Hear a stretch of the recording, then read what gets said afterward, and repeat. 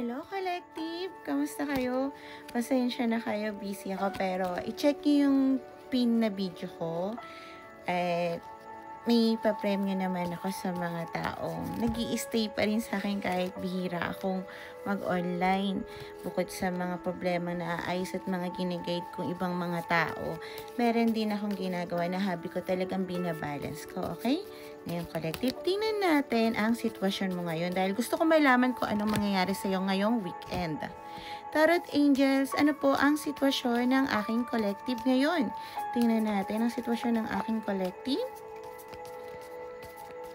Ups and down, happiness, masaya na hindi mo maintindihan. Sana ganun din ang nararamdaman nyo at huwag kayong matatakot kung ano man ang nararamdaman nyo ngayon na parang, ay, baka mamaya may kapalit to. Allow yourself to be happy. Okay, collective? Nakikita ko na ang energy mo ay nakatuon sa future. About sa pinaplano mong meeting, sa taong tingin ko nagkaroon ka ng hidwaan, sabihin natin, o di pagkakaunawaan.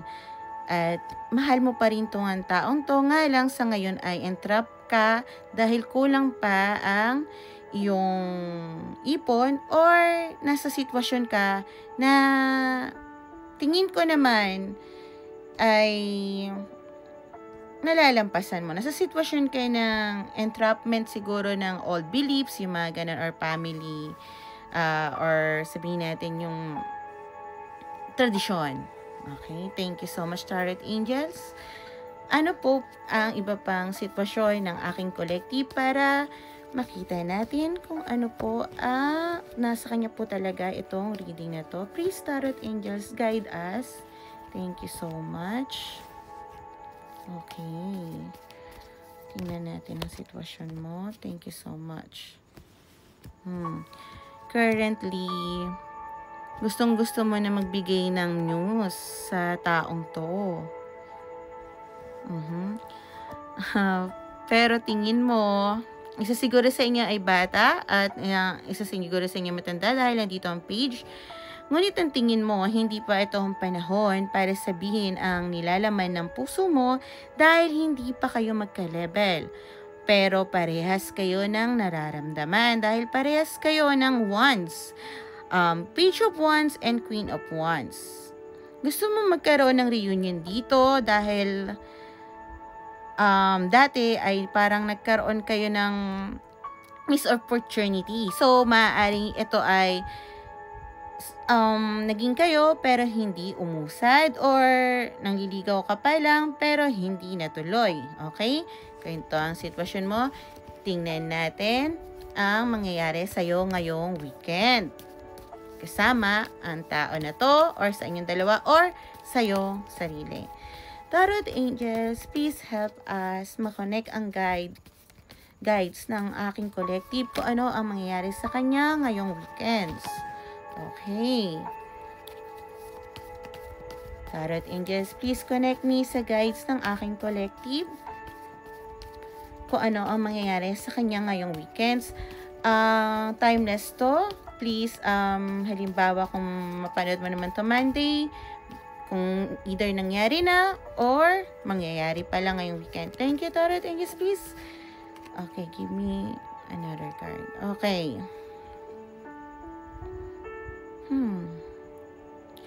Collective, ngayong weekend, ang mangyayari sa'yo, magkakaroon ka ng positive. Sa bagay na, eto nga, yung nararamdaman mong hindi ka masaya.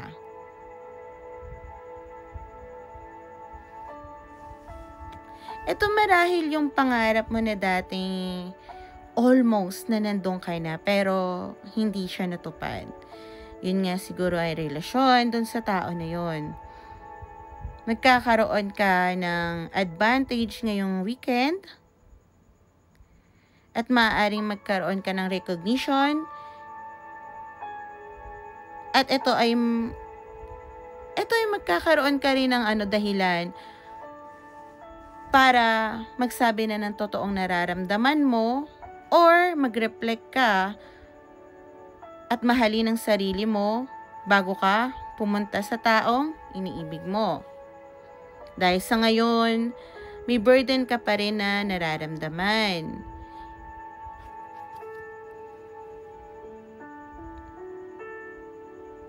Kung ano man ang nangyayari sa'yo na halimbawa nag-o-open ang heart chakra mo, huwag mo ito-tolerate ang mga bagay na hindi mo gusto. Hindi porket na naiintindihan mo na at nagiging empath ka na sa iba, kailangan mo na ring, alam mo yung parang gawin na magpapasaya sa iba dahil lang masaya ka. Matuto ka pa rin humindi sa tingin ko at siguraduhin mo ang taong pagsasabihan mo ng bagay na magiging yung vulnerability mo, sorry bulol, katiwa-tiwala. Okay? Dahil lang alam ko ang King of Cups. Ito yung taong matured at compassionate.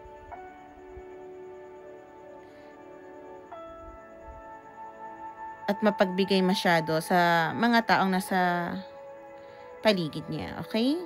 Kailangan mo maging balance. Although balance naman siya, pero ewan ko, nararamdaman ko na baka sakali na magkaroon ka ng maling mapagsabihan. Okay, tingnan naman natin ang sasabihin ng guides mo. Okay, itong nakuha ko, yung bagong card ko. Thank you, Tarot Angels.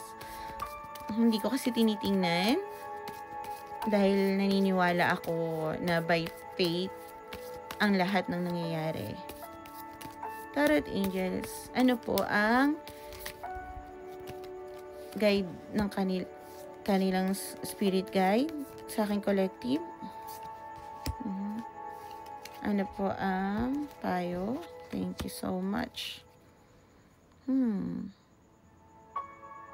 I-follow mo intuition mo. Dahil dumadaan ka ngayon sa rebirth, maaring maraming bagay na ikaw ay ginigib up ngayon dahil kailangan mong i-give up ang mga to para pumasok itong love na romance na gustong gusto mo dahil ito yung pinapangarap mo. Doon magkakaroon talaga kayo ng union ng taong mahal mo at kailangan mo itong protektahan. Kailangan mo magkaroon ng boundaries at clear communication sa taong mahal mo. Ang sabi ng guides mo, okay, collective?